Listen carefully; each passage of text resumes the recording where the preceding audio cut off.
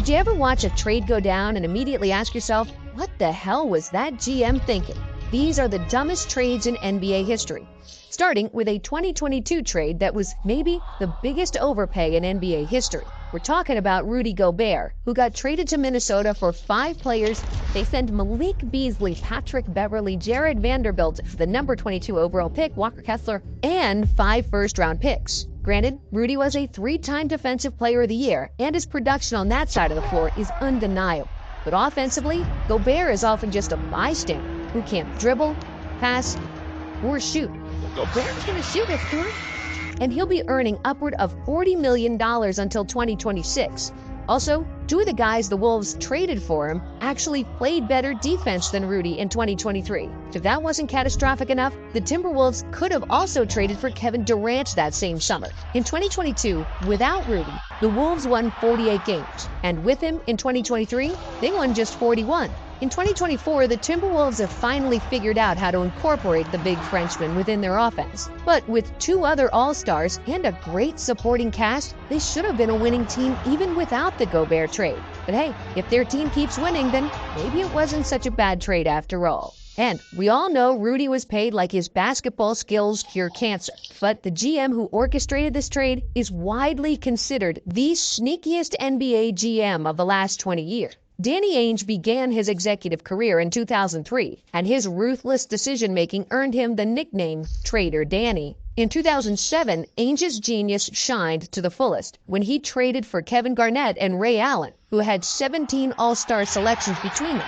and would win the 2008 title in Boston. But the best part is that all that Ainge gave up was a young and unproven Jeff Green and Al Jefferson, a few picks, and a couple of guys who were on their last NBA legs. And this was just the beginning of Ainge making other general managers look stupid. In 2017, Ainge bamboozled the Sixers for an extra first-round pick when he gave them the number 1 overall pick, which they used on the broken Markelle Fultz, while Ainge got the 3rd pick that became Jason Tatum. Later that year, Ainge basically conned the Cavaliers when he gave them an injured Isaiah Thomas and Jay Crowder for Kyrie Irving. But Ainge's coup de grace and his absolute GM masterpiece was how he fleeced Billy King and the Brooklyn Nets. In 2013, Kevin Garnett, Paul Pierce, and Jason Terry were a combined 110 years old and were on 1-year deals when Brooklyn made one of the most boneheaded trades ever, going all in with a weak hand. For the ancient package from Boston, the Nets paid a king's ransom, 5 players and 4 first-round picks, which later turned into Jaylen Brown and Jason Tatum.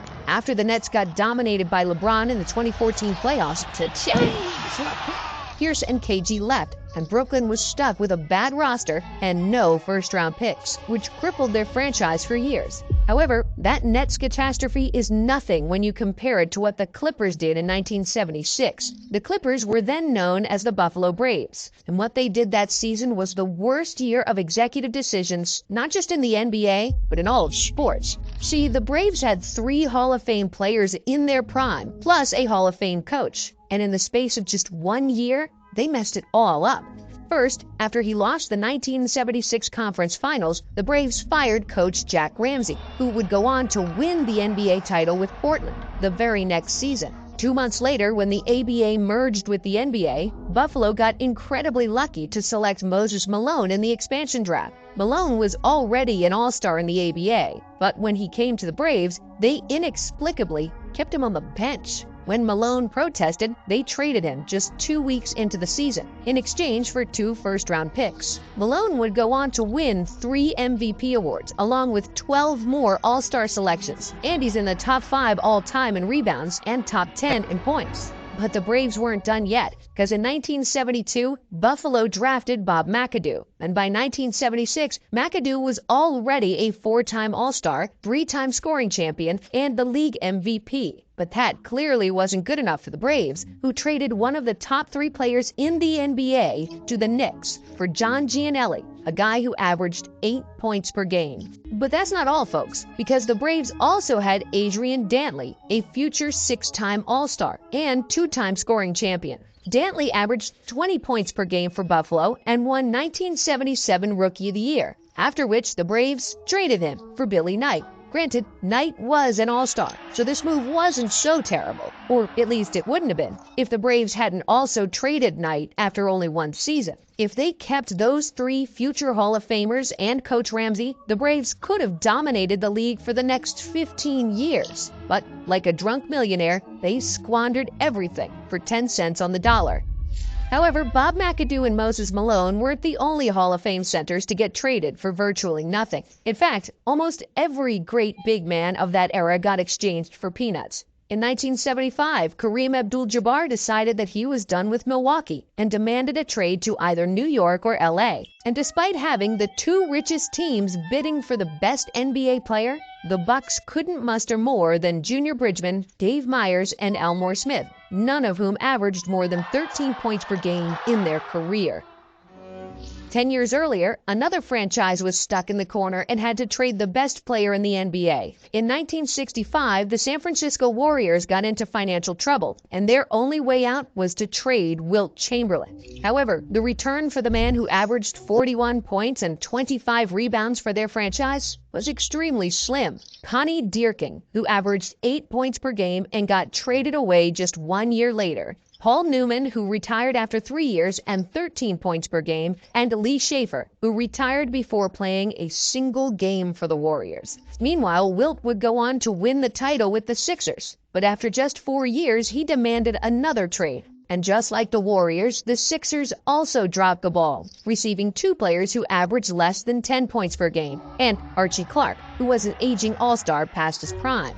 But as dramatic as Wilt's lopsided trades were, it's even crazier what happened to his arch-nemesis, Bill Russell. Before the 1956 NBA draft, the Celtics coach and GM Red Auerbach first traded all-star Ed Macauley and Cliff Hagan to the St. Louis Hawks to move up in the draft and secure the second pick. The Hawks didn't want to draft Russell because their owner was racist, and so they were glad to make the deal with the Celtics. Still, Boston was in a bad position because the Rochester Royals also wanted Russell, and they were picking number 1. But since the Celtics owner also owned the Icecapades, a hit ice skating traveling show, Auerbach convinced Rochester to pass on Russell in exchange for several Icecapades performances over the years. Somehow, both the Hawks and the Royals accepted those deals, and Russell became a Celtic, where he would win 11 championships in the next 13 seasons. However, this wasn't the last time Red Auerbach fooled somebody to create a dynasty. After he gambled and drafted Larry Bird in 1978, before his final year of college, Auerbach wasn't done, and he pulled off an even bigger miracle in the 1980 NBA draft. The Celtics had the 1st and 13th overall selection that year, but the old fox Auerbach decided to trade those two picks to Golden State for Robert Parrish and the 3rd overall pick,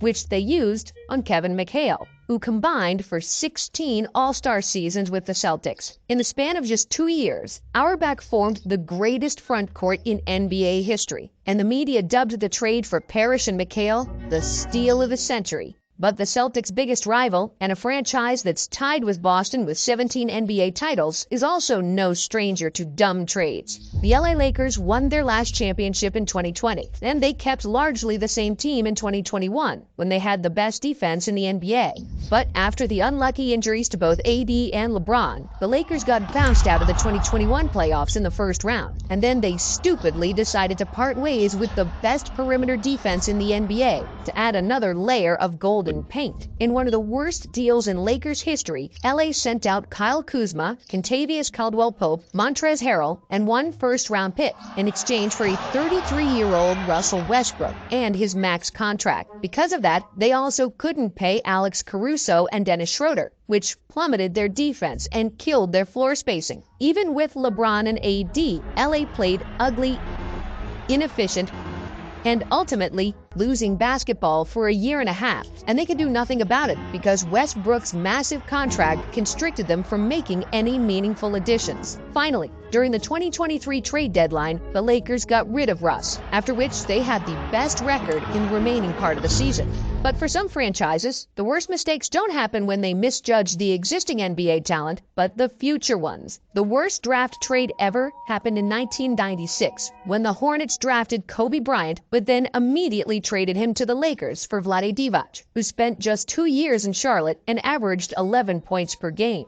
Then there's also the 1998 draft when the Bucks traded Dirk Nowitzki to Dallas for Robert Tractor Traylor, who averaged just 4.5 points per game in 2 years in Milwaukee, while Dirk scored over 30,000 points for the Mavs. The 1987 draft, when the Supersonics gifted Scottie Pippen to the Bulls in exchange for Olden Polynice, also deserves to be mentioned. However, in the last 10 years in the NBA, most big lopsided trades happen when a disgruntled superstar wanted to change teams. In 2012, James Harden wanted to get a max contract from the Thunder, who lowballed him and offered him $5 million less. The Beard felt disrespected, and the Thunder panicked, swiftly trading him to the first bidder.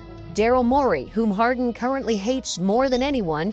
Daryl Morey is a liar, and I will never be a part of an organization that he's correctly believed that James was a superstar. Obviously, working hard to get back to being a championship contender, and we feel like James Harden is a player we can build around. And he got him for 20 cents on the dollar. In the next 9 seasons, James averaged almost 30 points per game for the Rockets, and his trade was the beginning of the end for the Thunder's dynasty. And a guy who wasn't always Harden's biggest fan, we said, I would hate to play with this guy. Yeah, he dribble, and then shoots a step back three. Did the exact same thing as James 20 years earlier. In 1992, Charles Barkley felt that he was rotting in Philadelphia and wasting his prime on a bad team. So the Sixers agreed to trade Barkley, who was arguably the second best player in the world. But all they got for him was a season and a half of Jeff Hornacek and a couple of bench riders. Some honorable mentions are when Indiana traded Alex English to Denver just before he blossomed into an 8-time All-Star, or when the Spurs traded the best rebounder in NBA history to the Bulls for Will Perdue, who averaged 4 points and 4 rebounds per game.